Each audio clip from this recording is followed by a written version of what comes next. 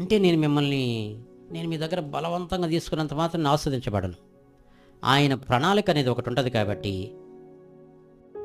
ఈ ఈ దీపం ప్రార్థనా పరిచర్యను ఎవరి ద్వారా ఈ పరిచర్యను కొనసాగించుకోవాలో, ఎవరి ద్వారా దీన్ని బలోపేతం చేయాలో, ఎవరి ద్వారా దీన్ని లిఫ్టప్ చేయాలో ఆయన ప్రణాళిక నన్నట్టెందుకు ఏర్పాటు చేసుకున్నాడో అలా ఇచ్చేవాడిని కూడా ఆయన ఏర్పాటు చేసుకుని ఉన్నాడు. దేవునికి చెల్లించాల్సినటువంటి కృతజ్ఞతాస్తుతులు, మరి కృతజ్ఞతాస్తుతులకి ఆరాధన లెక్కలేక వస్తాయి. ఈ కానుకలు ఇవన్నీ కూడా, దేశం భాగాలు ఇవన్నీ కూడా ఒక ఆరాధన లెక్కలేక వస్తాయి.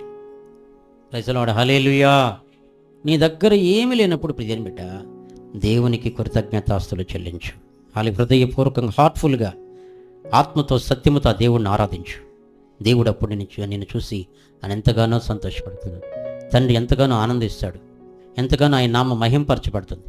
నా బిడ్డను స్తుతిస్తున్నాడు, నా కుమార్తెను